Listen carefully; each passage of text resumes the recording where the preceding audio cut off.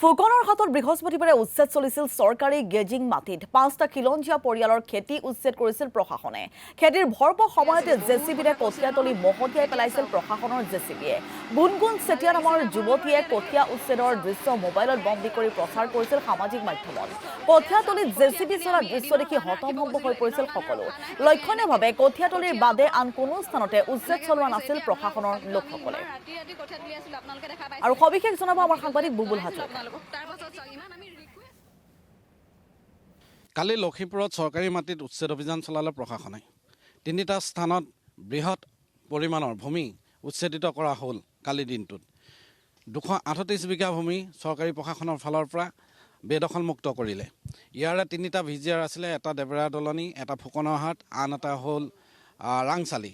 গতিকে এই ৩টা ভিজিআৰ পৰা ২১৮টা পৰিয়ালক উচ্ছেদ কৰিছিলে। আৰু ইয়াৰ মাজতে এটা ভিডিঅ' ভাইৰেল হৈছিলে। এগৰাকী যুৱতীয়ে ফেচবুক লাইভ যোগে কঠীয়া তুলি থকাৰ এটা দৃশ্য পৰহি নিশা দেখুৱাইছিল। আৰু তাৰ পাছত কালি এখন জেচিবি আহি সেই কঠীয়াতলি কালি খানি কুৰুকি গুচি গ'ল। আৰু যুৱতীগৰাকীয়ে ৰিকুৱেষ্ট কৰিছিল যে এই কঠীয়াতলি ৰক্ষা কৰিব লাগে, এটা দিনৰ সময় দিয়ক, আমি কঠীয়াখিনি ইয়াৰ পৰা লৈ যাম। যিহেতু এতিয়া খেতিৰ ভৰপকৰ সময়, শালি খেতি কৰাৰ সময়, গতিকে এই সময়ছোৱাত কঠীয়া ইমানেই সুন্দৰ স্বাস্থ্যৱান কঠীয়া হৈছিল।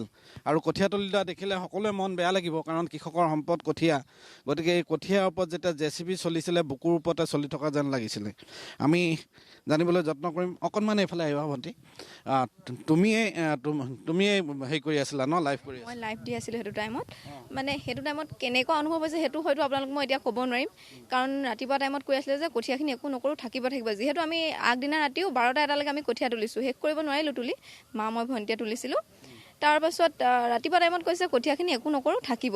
সেইটো কাৰণে ভাবিছোঁ পিছবেলাৰ পৰা তুলিম। আৰু দুপৰীয়া যিহেতু অকণমান ৰ'দটো ওলাইছে আৰু আগদিনা কঠীয়া তোলা আপোনাৰ মানে হাত বিষ ভৰি বিষ হৈ আছিলে, অলপ লাহে দিয়ে তুলিম বুলি ভাবিছোঁ। যদিও আমাক আগতীয়াকৈ কৈ দিলেন কঠীয়াখিনি আমি এৰি থৈ নাযাওঁ বা সেইখিনিও আমি উচ্ছেদ কৰিম বুলি যদি ক'লে হয়, তেতিয়া আমি মানে সেইখিনি ৰাতিপুৱাৰ পৰা তোলাৰ ব্যৱস্থা কৰিলোহেঁতেন। যেনেকৈ নহ'লেও জেওৰাটোতো উঠাই দিছিলোঁ। উঠাই আমি ৰাতিপুৱাৰ পৰা গৰু ছাগলী খেদি ইয়াত কঠীয়া ৰখি আছিলোঁ। তাৰ পাছত লাষ্ট মুহূৰ্তত আপোনাৰ জেচিবি যেতিয়া কঠীয়াত নমাই দিছে, তেতিয়া মানে কি মানে ক'বলৈ বহুত চেষ্টা কৰিছিলোঁ, কোনো আমাৰ কথা নুশুনিলে। কেইজনমানে ক'লে আমাৰ চাকৰিৰ কথা আছে, কেইজনমানে ক'লে ওপৰৰ অফিচাৰক কওক। এতিয়া মানে আমি এইটো এফালে জেচিবি নমাইছে, এইফালে অফিচাৰক আমি ক'ত বিচাৰি যাম? এতিয়া অফিচাৰ বা কোন আছিলে ইয়াত মেইন, তেনেকৈও আমি চব বিষয় লৈ নাজানো। লাষ্টত উপায় নাপাই মই লাইভ কৰিছোঁ, ভণ্টিয়ে ভিডিঅ' দিছে। যিহেতু আমাৰ কথা কোনো নুশুনিলে, তেতিয়া কিমান মাটিৰ কঠীয়া?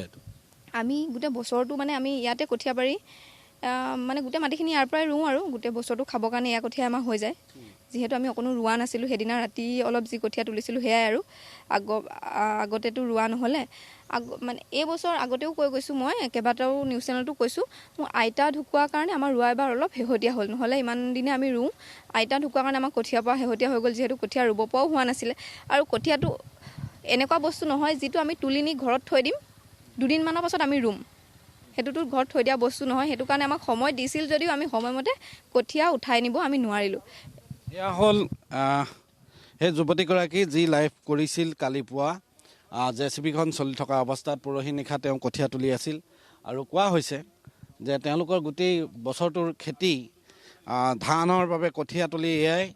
আৰু এই কঠীয়া তুলিতে কালি বুলডোজাৰ চলিল। দেউতাকো আছে, আমি জানিবলৈ যত্ন কৰিম। তেওঁলোকে ৰিকুৱেষ্ট কৰিছিলে, তাৰ পাছতো নামানিলে। আপোনালোকে অনুৰোধ কৰিছিলে ন? অনুৰোধ কৰিছিলোঁ। অনুৰোধ কৰাৰ পিছতে ট্ৰেক্টৰ এবাৰ উঠাই দিয়াৰ পিছত আকৌ পিছৰকালে সৰকাৰবিলাক ৰখাই পেলাই আমাক ক'লে আপোনালোকে হ'ব থাকক, আপোনালোকে তুলি পেলাই নিব। তাৰপৰা আমি ঘৰলৈ ভাত খাই আহি তুলিম, ৰ'দো আছিলে, ভাত খাই তুলিম বুলি ভাত খাই চাইছোঁ, নাই গোটেই হেৰি কৰি থৈ নষ্ট কৰি থৈ গুচি গ'ল। বাহানিত পেলাই এনেকৈ নি পেলাই একদম চুচি তেনেকুৱা কৰিলে।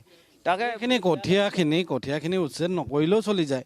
এইটোতো সম্পত্তি গুজে গজালিত পৰিণত হোৱা বস্তু নহয়, এইটো ঠাই বস্তু নহয়। ঠাই বস্তুখিনি উঠাব লাগে। এইখিনি এতিয়া আমাৰ পথাৰত পানী নাই, নিৰ্দেশ দিছে সেইফালৰ পৰা 4 দিন দিলে প্ৰথমতে, তাৰপিছত আৰু 4 দিন বঢ়াই দিলে। পথাৰত আমাৰ পানী লাগিব, পানী হ'লে আমি ৰুব পাৰিম, পানী নহ'লে আমি কেনেকৈ? এতিয়া এইটো তুলি পেলাই ধোঁৱা চাঙত থৈ দিয়া বস্তু নহয়।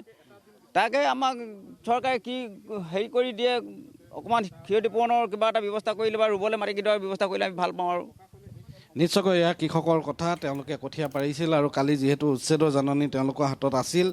আৰু বুবুল হাজৰিকা সবিশেষ তথ্যৰ বাবে এই মুহূৰ্তত আপোনাক ধন্যবাদ। আপোনালোকে দেখা পাইছিলে, মই ভিডিঅ' যোগে জনাইছিলোঁ আপোনালোকক। তাৰপাছত ইমান আমি ৰিকুৱেষ্ট কৰিছোঁ আমি যে আজিৰ কাৰণে ৰৈ দিয়ক কঠীয়া।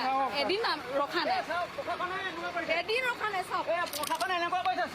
এদিন